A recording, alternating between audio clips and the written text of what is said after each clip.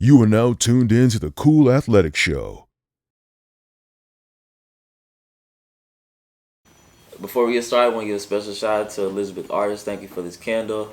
I think it's a little lavender in here. Go visit their website, elizabethartist.com, and pick up a candle. It's my wife's brand. All right, love you.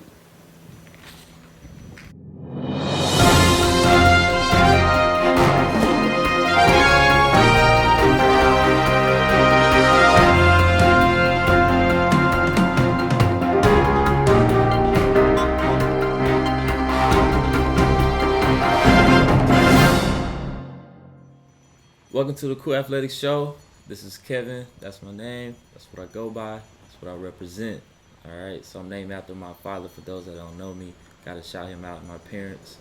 So this show right here is definitely about helping out families, friends, relatives, helping the youth, and just talking about health and wellness.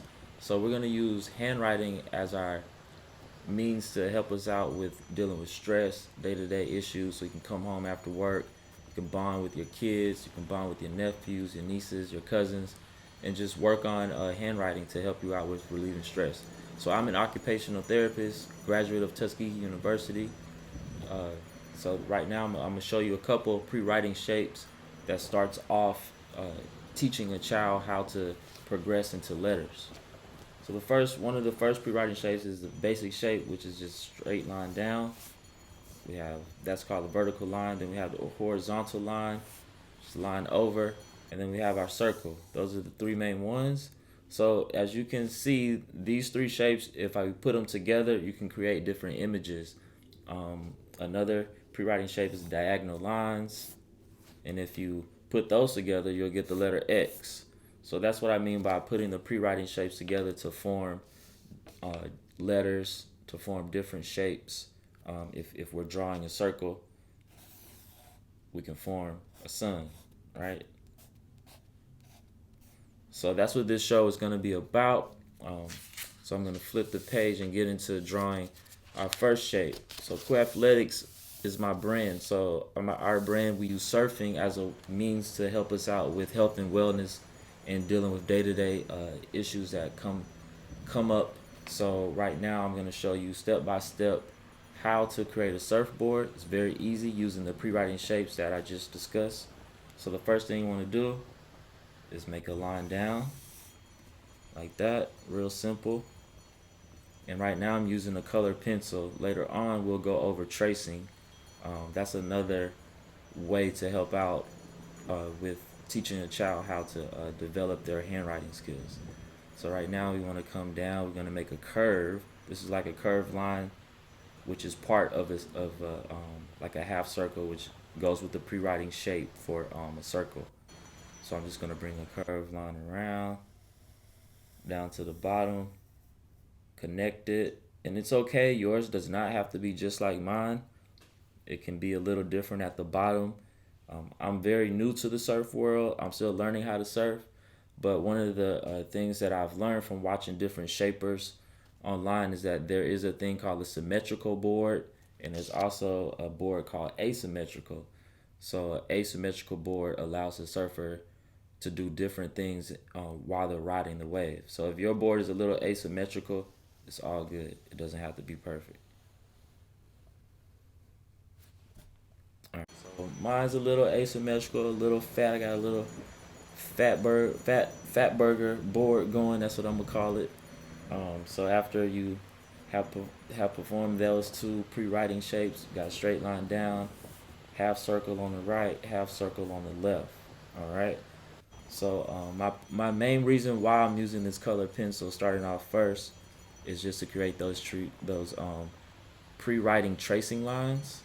So right now I'm just gonna add a little design to it, a little flavor, and I'm just gonna do some curved lines, continuous curved lines down the board. So we'll add that, okay? Just let your pencil flow to create those pre-tracing lines. Add something a little bit probably above it. Just let it go and connect it. Always connect it back. So One thing that OTs, that's short for occupational therapists, OTs, that we look for is closure on different letters when we may assess kids in the school system or outside the school system at a clinic. So we look to see if they close their letters or their shapes.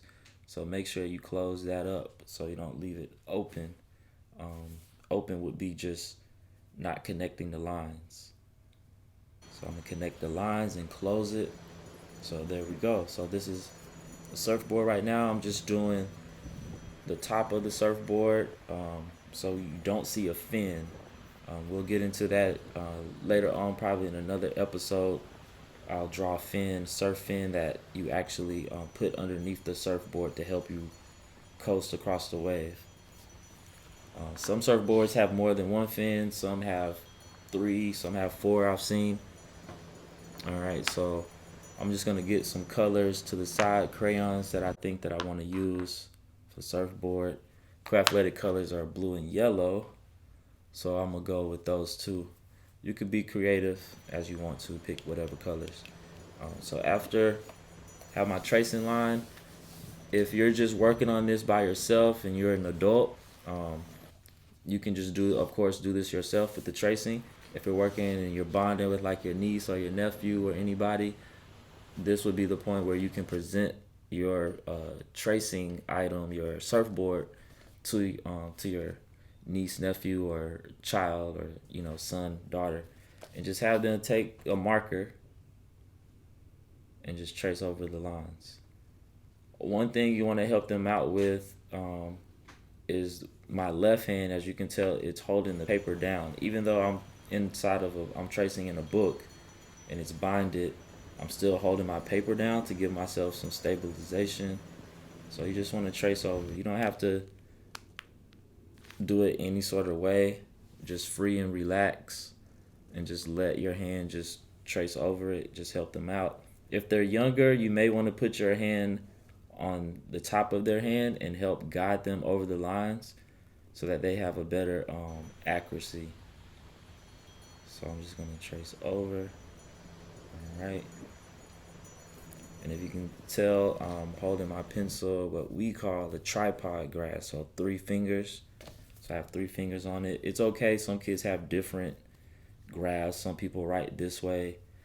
I like to look at it in terms of just like skateboarding. Some people ride regular. Some people ride what they call goofy, which is the same thing in surfing from what I've learned. So however you do it, as long as you're able to trace over, it really doesn't matter how you hold it. All right. So there we have it. I traced over it. So then the next step is going to be coloring it. Quickly, one of the things that, if you can see, I just closed the marker cap back on to the marker. That's another thing that OTs look at. That's a quick way to work on finger skills, hand and eye coordination if you're working with a younger kid, specifically if they're in preschool or if they're in the kindergarten. You want them to be able to know how to put the marker cap on. Because if you're a parent or if you bought them a new set of markers, you want those markers to last. So if you leave the cap off, it's going to dry out your marker. All right, so now I'm getting to coloring it. So this part, we're just going to color it. So this is like watching paint dry, but just color it. Most of the time, some kids may color in circles. The younger that they are, you may see that, but a lot of times you want them to have kind of like the same pattern, like if you were painting a wall, just to make it look, a certain type of way. But it's okay. You don't have to get too hard on them about how they're coloring, as long as you're helping them stay inside the lines. So one of the things that's helping, if you're working with a younger kid, that helps them stay inside of the line, is that now, since we traced it, we created some bold lines so that they can know where the boundaries are, so that they don't go outside of the line. So if you are working in a coloring book, that could be one thing, a strategy, how to work on staying inside the lines. So again, I'm just going over, I'm now using yellow. And of course, this is a perfect way how to teach our younger kids how to identify colors. So if you want to get a little creative with how you're teaching so that they don't, the main thing is to, they may not know that we're actually working on something, is you could just make a Y, if they're at that age, and then that's yellow. So it's kind of like if you remember having those coloring worksheets where they had the numbers, and it was like color one yellow, color two blue. So you could do the same thing, color the area that has the Y yellow. So we're going in there. We got that part done. All right. And if they're younger, of course, they may scribble. That's perfectly fine. Again, it's art. I always tell kids that I work with that you can never be wrong with art. So there we have that side. I kind of like it how it's like that. Red, white, and, well, not red, white, and blue. What am I talking about? Blue, white, and yellow. So there we go again. You can learning about colors, right?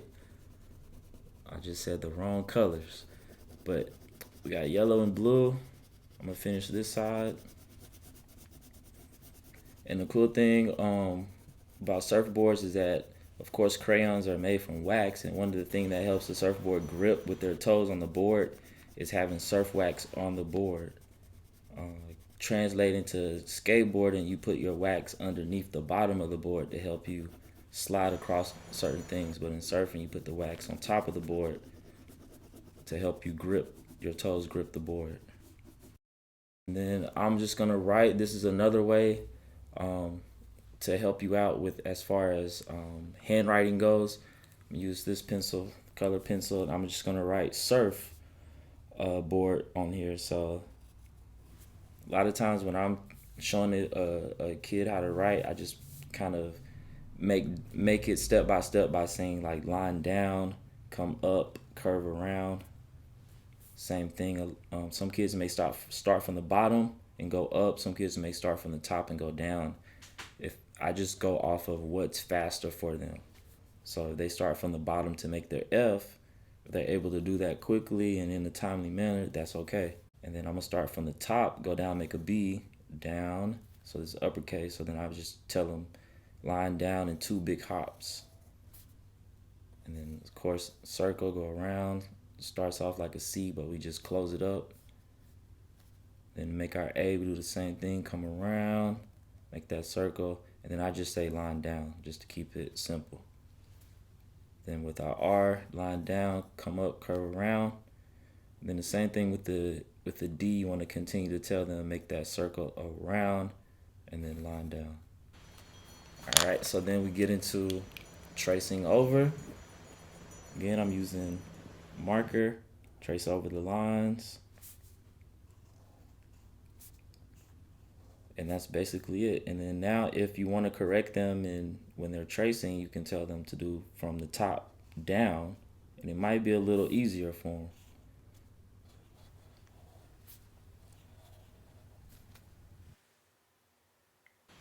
Intro.